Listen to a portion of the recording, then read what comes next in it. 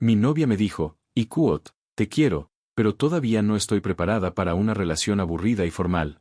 Quiero divertirme antes de comprometerme con alguien tan estable como tú Ikuot. Así que la dejé ir y me centré en vivir mi propia vida. Meses después, volvió queriendo otra oportunidad conmigo. Mi lama Matea. Tengo 29 años y trabajo en una oficina en Madrid, introduciendo datos para una compañía de seguros de tamaño medio. No es un trabajo glamuroso y no soy jefe ni nada por el estilo.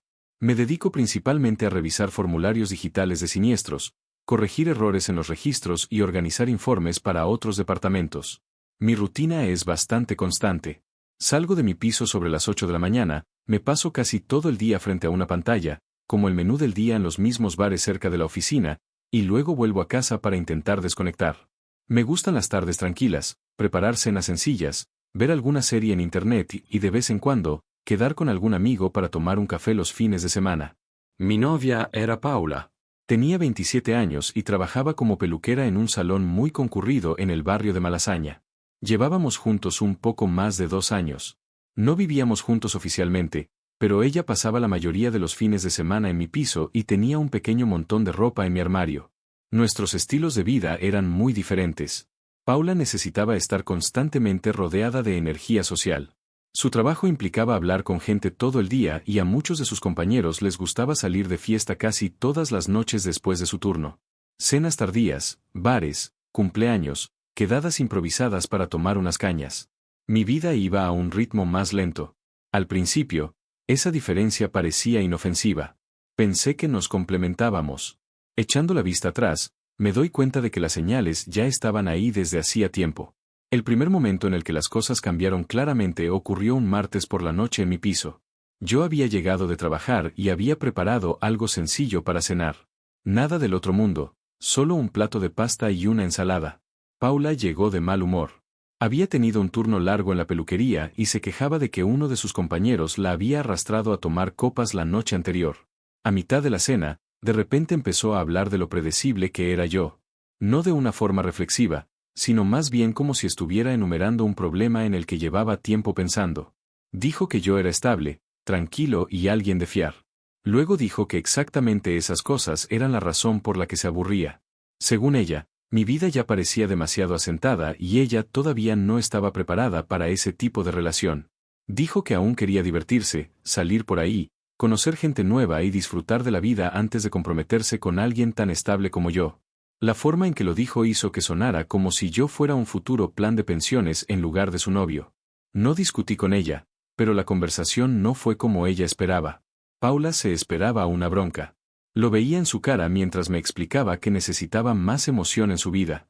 Hacía pausas constantemente, como si esperara a que yo la interrumpiera o me defendiera. Pero no lo hice. Me limité a escuchar y a terminar mi comida. Cuando por fin dijo la frase que más se me quedó grabada, entendí exactamente lo que intentaba hacer. Dijo que me quería, pero que todavía no estaba preparada para una relación aburrida y formal. Dijo que yo era el tipo de chico con el que alguien acaba más adelante cuando busca estabilidad. Luego repitió que quería divertirse antes de comprometerse con alguien estable como yo. Su tono no era de disculpa. Sonaba casi como si esperara que yo la aguardara mientras ella se aclaraba las ideas. Como si yo fuera una especie de plaza de aparcamiento segura a la que podría volver más tarde. Así que le hice una simple pregunta. Le pregunté si lo que estaba diciendo era que quería romper. Paula dudó un segundo, pero luego asintió. Dijo que creía que sería mejor que ambos tuviéramos nuestro espacio. No paraba de repetir que no se trataba de que yo hubiera hecho nada malo. Dijo que era un novio genial. Y Kuot, demasiado genial y Kot. De hecho, fue la frase que usó. Por lo visto, yo era tan estable que le hacía sentir como si se estuviera saltando una etapa de su vida. Recuerdo estar sentado ahí pensando lo extraña que sonaba esa lógica. La mayoría de la gente se pasa años buscando una relación en la que ambos se traten bien. Paula me estaba explicando que necesitaba dejar una porque era demasiado tranquila. No le supliqué que se quedara. No intenté convencerla de que estaba cometiendo un error. En lugar de eso, simplemente le dije que, si se sentía así, romper era probablemente la decisión correcta. Eso pareció sorprenderla más que cualquier otra cosa esa noche. Me preguntó si de verdad me parecía bien. Le dije que, si alguien cree que una relación le impide tener la vida que desea, entonces debería ir y vivir esa vida. No tiene sentido obligar a nadie a quedarse. La conversación terminó poco después. Guardó algunas cosas que tenía en mi piso en una bolsa de tela. Antes de irse, me abrazó y me dijo que esperaba que pudiéramos seguir siendo amigos. Le respondí que probablemente eso no pasaría. Esa fue la última vez que vi a Paula en varios meses. Y, sinceramente, una vez que cruzó esa puerta, di por cerrado ese capítulo de mi vida. Las primeras semanas tras la ruptura fueron más tranquilas de lo que esperaba. Paula había tenido una gran presencia en mi rutina. Pasaba en mi piso la mayoría de los fines de semana y a veces aparecía sin avisar después del trabajo si había tenido un día flojo en la peluquería. Cuando eso terminó, el piso se sentía extrañamente en calma. Al principio, no dejaba de notar los pequeños vacíos que había dejado. Su cepillo de dientes de repuesto ya no estaba. El cajón que usaba en mi cómoda estaba vacío. Incluso las horquillas para el pelo sueltas que solían acabar en la encimera de mi cocina desaparecieron. Pero la adaptación fue más fácil de lo que pensaba. Mantuve la misma rutina. Trabajo durante la semana, gimnasio algunas tardes, cocinar en casa y ponerme al día con un par de amigos los fines de semana. Una cosa que sí cambié fue la cantidad de tiempo que pasaba metido en el piso. Cuando Paula y yo estábamos juntos, gran parte de mi tiempo libre giraba en torno a los planes que ella quisiera hacer. A veces eso significaba salir. Otras veces significaba quedarse esperando a ver si aparecía después de trabajar. Sin esa incertidumbre, mis horarios se volvieron más sencillos. Si quería ir a algún sitio, simplemente iba. Empecé a explorar partes de Madrid en las que no me había fijado antes. Pequeñas cafeterías, parques, barrios a los que se llegaba en un corto trayecto en metro. Mientras tanto, de vez en cuando me llegaban pequeñas novedades sobre Paula a través de amigos comunes. Nada dramático, solo el tipo de cosas que la gente comenta de pasada. Al parecer, estaba saliendo mucho más. Bares, fiestas, trasnochar con los compañeros de la peluquería, lo cual, la verdad, tenía sentido. Ese era el estilo de vida que había dicho que quería. No me sentía enfadado por ello. En todo caso, pensaba que estaba haciendo exactamente lo que había dicho que necesitaba hacer. Algunos de mis amigos me preguntaban si creía que acabaría volviendo. Les decía que lo dudaba. Paula había sido muy clara sobre su deseo de tener libertad y emociones fuertes. Alguien como yo, con un horario predecible y un piso tranquilo, probablemente no resultaba muy atractivo en comparación con ese mundo. Así que seguí adelante asumiendo que nuestra relación había terminado para siempre. Y durante varios meses, esa suposición parecía completamente acertada. Hasta que una tarde cualquiera la pantalla de mi móvil se iluminó con un mensaje de un número que hacía mucho que no veía. Era Paula. Y lo primero que escribió dejó claro que la situación estaba a punto de complicarse de nuevo. El mensaje de Paula me llegó un jueves por la tarde mientras aún estaba en mi escritorio. Habían pasado unos 4 meses desde la ruptura. Para entonces, muchas cosas de mi vida se habían asentado en una nueva rutina, y uno de los mayores cambios había ocurrido precisamente en el trabajo. Unas 6 semanas antes, mi jefe me había llamado aparte después de una reunión del departamento. Nuestro equipo gestiona un gran volumen de expedientes de siniestros y documentación interna, y durante el último año yo había acabado ayudando a arreglar un montón de sistemas caóticos de los que nadie más quería encargarse. Nada del otro mundo, solo hojas de cálculo, archivos de seguimiento y corrección de errores que no hacían más que retrasar a la gente. Por lo visto, la dirección se había dado cuenta.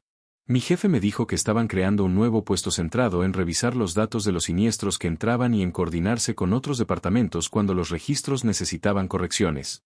Seguía siendo un puesto de oficina, pero conllevaba más responsabilidad y un pequeño aumento de sueldo. No era un ascenso enorme, pero sin duda era un paso adelante. La mayor diferencia era que ahora la gente acudía a mí cuando algo iba mal en el sistema, en lugar de ser al revés. También significaba que mis jornadas laborales se sentían más estructuradas. Tenía tareas más claras, un poco más de autoridad en el departamento y, francamente, me aburría mucho menos que cuando me pasaba el día mirando las mismas entradas repetitivas. En el momento en que el mensaje de Paula apareció en mi teléfono, yo acababa de terminar de revisar un lote de informes y me estaba preparando para salir de la oficina. Su mensaje era corto. Y quote, hola Mateo, sé que ha pasado un tiempo. Me preguntaba si a lo mejor te apetecería que nos pusiéramos al día algún día de estos y quote.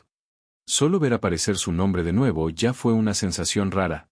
Durante meses, había dado por hecho que ambos nos movíamos en direcciones completamente opuestas. Así que leí el mensaje 2 veces antes de contestar. Al final, le envié una respuesta sencilla. Le pregunté a qué se refería con ponernos al día. Su respuesta llegó casi de inmediato. Dijo que últimamente había estado pensando mucho en mí y que se preguntaba si podríamos quedar para tomar un café y hablar.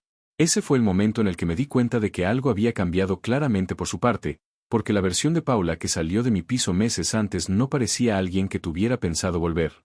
Me quedé mirando el mensaje de Paula unos minutos antes de contestar. Una parte de mí esperaba sentir algún tipo de reacción emocional al volver a ver su nombre. Rabia, curiosidad, tal vez incluso nostalgia. Pero, sobre todo, me sentía precavido. Cuando alguien deja una relación porque quiere un estilo de vida completamente diferente, esa decisión suele significar que el capítulo está cerrado. La gente no suele echarse atrás en ese tipo de decisiones sin un motivo de peso. Así que, antes de responder, intenté pensar en lo que había cambiado de forma realista en esos 4 meses. Mi vida era más tranquila ahora. El trabajo iba bien tras el ascenso. Mi rutina se sentía estable. Mis fines de semana eran sencillos pero predecibles y, para ser sincero, eso me gustaba.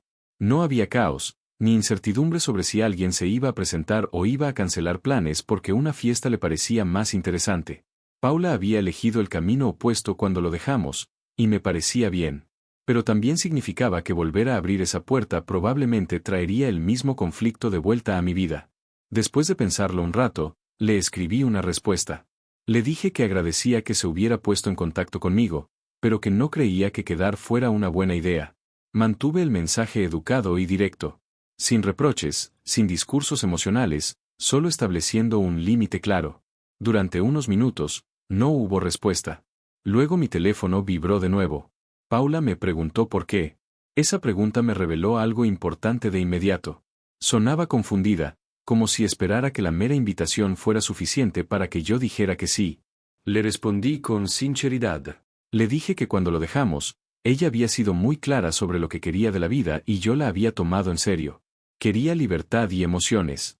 Le dije que suponía que seguía viviendo esa vida.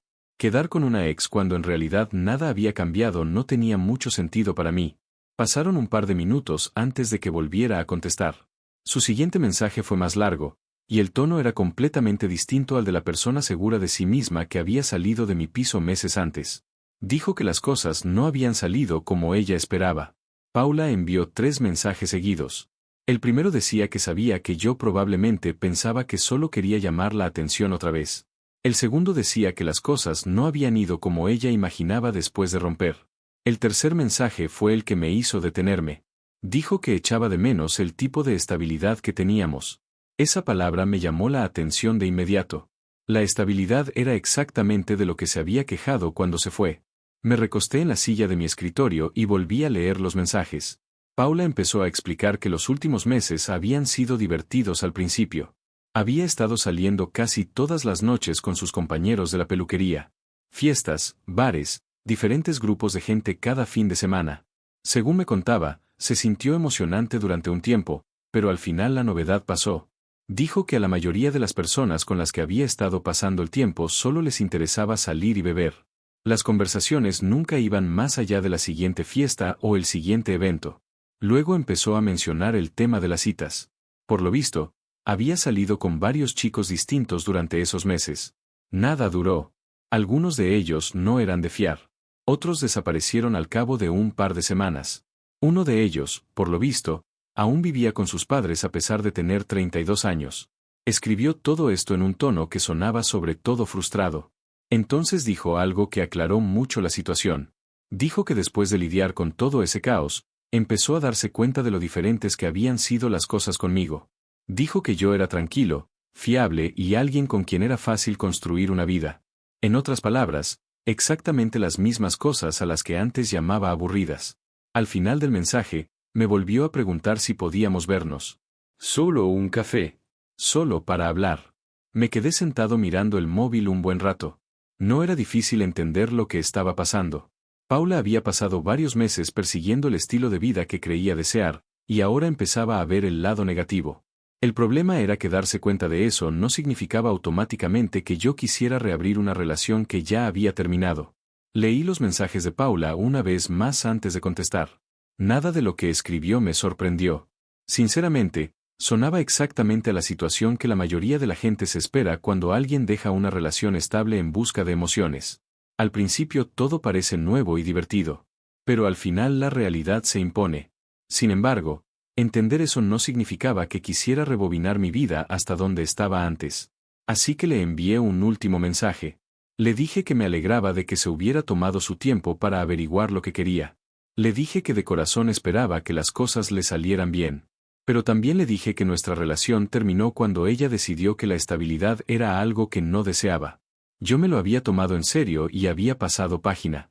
Luego le dije que no me interesaba reiniciar algo que ya estaba cerrado. Unos segundos más tarde, apareció la burbuja de que estaba escribiendo, luego desapareció y volvió a aparecer. Finalmente, me llegó otro mensaje. Paula dijo que yo estaba siendo injusto. Dijo que la gente tiene derecho a darse cuenta de que ha cometido errores. Le respondí una vez más de manera muy simple. Le dije que darse cuenta de un error no significa que la otra persona tenga que deshacer su vida para arreglarlo. Después de eso, bloqueé su número. No por enfado, sino porque la conversación había llegado a su fin natural. Salí de la oficina, fui al gimnasio como suelo hacer los jueves e intenté no darle más vueltas. Cuando volví a mi piso, ya era de noche. Acababa de cocinar algo rápido y me había sentado en el sofá cuando oí que llamaban a la puerta. Al principio, no hice caso, pero luego volvieron a llamar. Esta vez más fuerte. Me acerqué y miré por la pequeña mirilla. Paula estaba de pie en el pasillo. Parecía disgustada y un poco sin aliento, como si hubiera ido hasta allí corriendo. No abrí la puerta. A través de la puerta, la oí decir mi nombre. Luego empezó a hablar deprisa. Dijo que sabía que la había bloqueado, y que por eso había venido en persona. Entonces su tono cambió por completo. Empezó a disculparse una y otra vez. Dijo que había cometido un error al irse. Dijo que me echaba de menos a mí y todo lo que teníamos. Luego dijo algo que, francamente, hizo que toda la situación pareciera surrealista.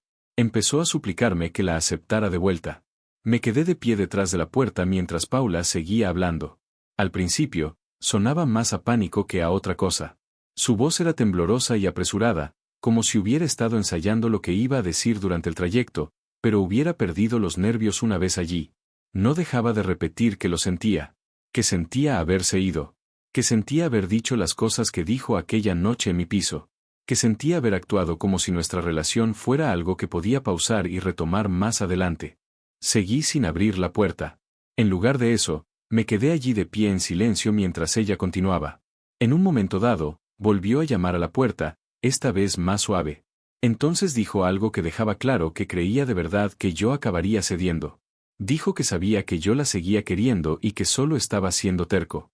Ese fue el primer momento en el que de verdad me invadió la frustración. Porque incluso después de todo, seguía pareciendo pensar que esta situación era solo una resistencia temporal por mi parte. Como si, pidiendo perdón lo suficiente, la antigua versión de nuestra relación volviera a empezar automáticamente. A través de la puerta, por fin hablé. Le dije que tenía que irse a casa. Durante unos segundos, hubo silencio en el pasillo. Luego volvió a hablar, pero esta vez su voz sonaba más desesperada. Dijo que llevaba meses pensando en mí. Dijo que cada vez que algo salía mal con alguno de los chicos con los que había salido, se daba cuenta de lo diferentes que habían sido las cosas conmigo. Lo tranquilo que se sentía todo. Lo seguro que se sentía. Una vez más, todas las cosas que antes describía como aburridas. Le dije que ese era exactamente el problema. Ella no quería esas cosas cuando las tenía. Ahora las quería de vuelta porque la alternativa no le había funcionado. Esa no era una buena razón para reiniciar una relación. Siguió otra larga pausa. Luego me preguntó si al menos podíamos hablar cara a cara unos minutos. Le dije que no. La conversación que necesitábamos tener ya había tenido lugar hacía meses en mi cocina, y esa conversación terminó cuando ella eligió una vida diferente. Después de eso, la oí suspirar profundamente al otro lado de la puerta. Por un momento, el pasillo se quedó completamente en silencio. Luego dijo una última cosa antes de irse. Dijo que pensaba que yo era el tipo de persona que sabe perdonar. Ese comentario se quedó dando vueltas en mi cabeza mucho después de oír cerrarse las puertas del ascensor. El pasillo se mantuvo en silencio tras la marcha de Paula. Me quedé junto a la puerta un minuto más para asegurarme de que se había ido de verdad. Las paredes del edificio son lo bastante finas como para que normalmente se oiga abrirse y cerrarse las puertas del ascensor desde mi piso, y unos segundos después escuché exactamente eso. Solo entonces volví al salón. Me quedé un rato allí sentado pensando lo extraña que me resultaba toda la situación. Un año antes, probablemente habría reaccionado de forma muy distinta si Paula se hubiera presentado en mi puerta pidiendo perdón y suplicando otra oportunidad. Por aquel entonces, lo habría visto como una prueba de que la relación significaba algo para ella. Ahora parecía más bien la confirmación de algo totalmente distinto. Paula no había vuelto porque nuestra relación se hubiera vuelto valiosa de repente. Había vuelto porque el estilo de vida alternativo que había elegido resultó ser inestable y decepcionante. Darme cuenta de eso hizo que la decisión fuera mucho más fácil. No me interesaba ser el plan B de nadie. Y menos aún después de que ella me hubiera explicado tan claramente por qué creía que irse era la mejor opción. A la mañana siguiente, me desperté esperando ver más intentos de contacto, pero no hubo ninguno. Mi teléfono permaneció en silencio durante el desayuno y el trayecto al metro para ir al trabajo. Cuando llegué a mi mesa, supuse que la situación por fin se había calmado. Durante la mayor parte del día no ocurrió nada fuera de lo común. Realicé mis tareas habituales revisando expedientes de siniestros y comprobando que no hubiera errores en los informes. Hacia el mediodía, tuve una breve reunión con mi jefe sobre un nuevo grupo de archivos del que se iba a encargar nuestro equipo. Todo parecía normal hasta que me vibró el móvil durante la comida. No era el número de Paula. Era un mensaje de un amigo común que ambos conocíamos. El mensaje era corto. Me preguntaba si iba todo bien entre Paula y yo. Por lo visto, le había estado contando a la gente que yo me negaba siquiera a hablar con ella después de que hubiera intentado arreglar las cosas, lo que significaba que la historia ya estaba empezando a correr por nuestro círculo social compartido. Y, a juzgar por el tono de aquel mensaje, me dio la sensación de que la versión de los hechos de Paula era muy distinta a la mía. Cuando leí el mensaje de nuestro amigo común, me di cuenta de algo enseguida. Paula estaba intentando manipular la situación. El mensaje decía que le había contado a un par de personas que se había puesto en contacto conmigo para arreglar las cosas y que yo le había dado un portazo en las narices sin ni siquiera escucharla. Técnicamente, eso no era cierto. Habíamos hablado, pero no de la forma que ella quería. Le contesté a mi amigo de forma muy directa. Le dije que Paula y yo ya habíamos tenido la conversación importante hacía meses, cuando ella decidió que no quería una relación estable. Le expliqué que hace poco había intentado volver, pero que a mí no me interesaba reiniciar algo que ya se había acabado. Me respondió con un breve mensaje diciendo que eso tenía más sentido. Por lo visto, la versión que contaba Paula sonaba muy ambigua. Después de ese cruce de mensajes, guardé el móvil y volví al trabajo. Y, sinceramente, ese fue el último avance real de la situación. Paula no volvió a pasarse por mi piso. No intentó ponerse en contacto conmigo desde otro número. Que yo sepa, al final también dejó de hablar del tema con los demás. Con el tiempo, todo el asunto se fue desvaneciendo en el fondo de la vida cotidiana. Mirándolo ahora con perspectiva, la parte más interesante de toda esta situación es lo diferente que veíamos Paula y yo la relación. Para mí, la estabilidad era el objetivo final. Tener una rutina tranquila, una pareja de confianza y una vida en común predecible era la meta. Para Paula, la estabilidad era algo que creía poder abandonar y a lo que regresar cuando decidiera que ya había terminado de experimentar con otros estilos de vida. Esa diferencia de mentalidad fue la verdadera razón por la que la relación no podía funcionar. Una vez que alguien demuestra que te ve como una opción de reserva para más adelante, la confianza que hace posible una relación ya ha desaparecido. Y la verdad, después de todo lo que pasó, nunca me arrepentí de haber cerrado esa puerta cuando tuve la oportunidad.